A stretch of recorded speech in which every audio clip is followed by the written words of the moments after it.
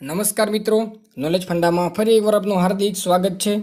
મિત્રો, આજના વિડીયોની અંદર આપણે ધોરણ 7 વિષય ગુજરાતી સપ્ટેમ્બર મહિનાની જે એકમ કસોટી લેવામાં આવેલી હતી તેના સંપૂર્ણ પેપર સોલ્યુશન વિશે માહિતી મેળવવાના છીએ.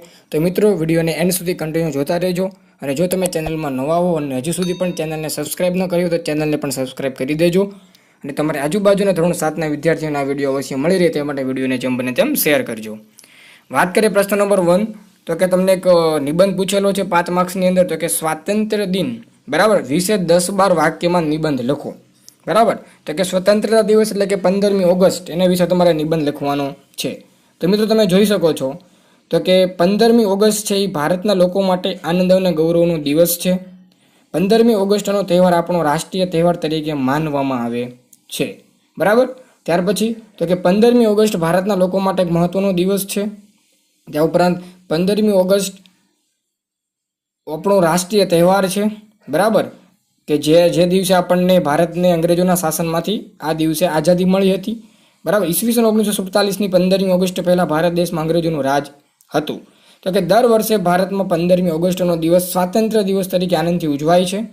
અંગ્રેજોની ગુલામીમાંથી ભારતને મુક્ત કરવા માટે ગાંધીજીએ સત્યાગ્રહની લડત શરૂ કરી હતી. આ લડતમાં ગાંધીજીને દેશના નેતાઓ અને દેશની પ્રજાએ પૂરેપૂરો સાથ સહકાર આપ્યો હતો. त्या ઉપરાંત ડાઉટનેટ પર થશે તમારા મેથેમેટિક્સ, કેમિસ્ટ્રી, ફિઝિક્સ, બાયોલોજીના ડાઉટનું સોલ્યુશન. તમારા પ્રશ્નોનો ફોટો પાડો અને તેને ક્રોપ કરો, ત્યાર પછી સબમિટ કરો અને માત્ર 3 સેકન્ડમાં મેળવો વિડીયો સ્વરૂપે સોલ્યુશન. ધોરણ 6 થી 12 સુધી નીટ, આઈઆઈટી, જેડબલઈ એડવાન્સ સુધીની તૈયારી આજે જ ડાઉનલોડ કરો ડાઉટનેટ એપ. ઉપરાંત બાળકો દેશભક્તિના ગીતો ગાય છે. આ સાથે શાળાઓમાં તેમજ સોસાયટીઓમાં પણ બાળકો માટે રમતોત્સવ, વિવિધ સ્પર્ધાઓ તથા પરેડ યોજવામાં આવે છે. 15મી ઓગસ્ટનો દિવસ બાળકો પણ આનંદ અને ઉલ્લાસથી મનાવે છે. આ ઉપરાંત 15મી ઓગસ્ટના દિવસે તમામ શાળાઓ, કોલેજો, સરકારી કચેરીઓ તથા અર્ધ સરકારી કચેરીઓમાં જાહેર રજા હોય છે. શાળાઓ, કોલેજો તથા સરકારી કચેરીઓમાં ધ્વજવંદન કરવામાં આવે છે. આ સાથે શાળાઓ અને કોલેજોમાં દેશભક્તિના કાર્યક્રમો પણ યોજવામાં આવે છે. આ ઉપરાંત છેવટે 15મી ઓગસ્ટ 1947ના દિવસે ભારત દેશને આઝાદી મળી. 15મી ઓગસ્ટે સવારે દિલ્હીના લાલ કિલ્લા પર આપણા દેશના જે વડાપ્રધાન હોય તે ધ્વજ ફરકાવે છે અને વડાપ્રધાન દેશને સંબોધે છે. તો આ રીતે કંઈક નિબંધ છે મિત્રો, તમે લખી શકો છો તમારી રીતે. બરાબર, ચલો ત્યાર પછી પ્રશ્ન નંબર 2ની વાત કરીએ. શું કહે છે તો કે પ્રશ્ન નંબર 2ની અંદર તો કે તમને જાહેરાત આપેલી છે, એની ઉપર તમારે પ્રશ્નોના જવાબ આપવાના છે. જોઈએ મિત્રો જાહેરાત શું કહે છે. તો કે પહેલું છે મિત્રો, પુસ્તક મેળાનું આયોજન ક્યાં કરવામાં આવેલું હતું.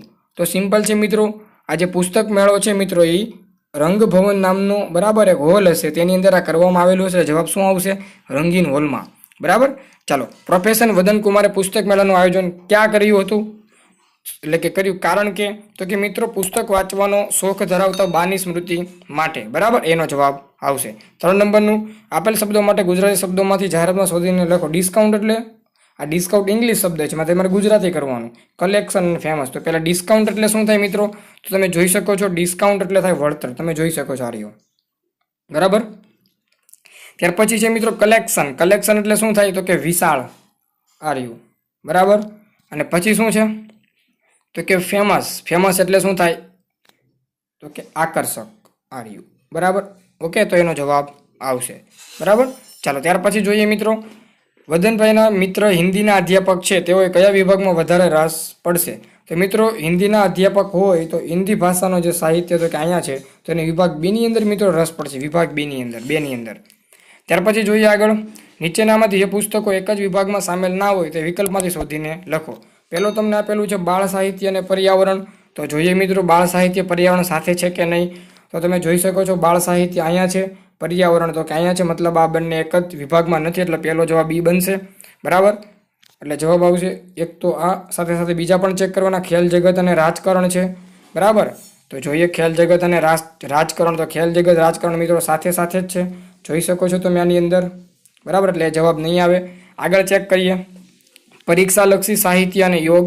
બરાબર, તો પરીક્ષાલક્ષી સાહિત્ય અને એ પણ તમે જોઈ શકો છો આની અંદર. બરાબર, યોગ એ બંને સાથે સાથે જ છે. ત્યાર પછી જોઈએ નવલકથા અને સાહસ કથા. બરાબર, તો મિત્રો નવલકથા તમે જોઈ શકો છો અહીંયા છે, સાહસ કથા અહીંયા મતલબ અલગ અલગ છે. તો જવાબ આવશે 1 અને 3, એટલે કે અ અને ડ સાચો જવાબ છે. આ આવશે એનો જવાબ. બરાબર, ચાલો પછી તમને શબ્દ સમૂહ આપેલા છે, ફટાફટ મિત્રો જોઈ લઈએ આને. ચાલો, તો કે અંગત ઉપયોગમાં લેવાતો ડ્રાઈવર, જેને મિત્રો સોફર કહેવાય. શું કહેવાય? સોફર. તો યાદ રાખજો, અંગત ઉપયોગમાં લેવાતો ડ્રાઈવરને સોફર કહેવાય. ત્યાર પછી જરૂરી ન હોય તેવું વાપરવા ભેગું કરવું, એને શું કહેવાય? તો કે પરિગ્રહ. એટલે બીજામાં જવાબ આવશે પરિગ્રહ. યાદ રાખજો, બીજામાં આન્સર આવશે પરિગ્રહ. ત્યાર પછી તેજસ્વી વિદ્યાર્થીઓને અભ્યાસ માટે મળતી આર્થિક રકમ, જેને કહેવામાં આવે શિષ્યવૃત્તિ. શું કહેવામાં આવે છે? શિષ્યવૃત્તિ. બરાબર.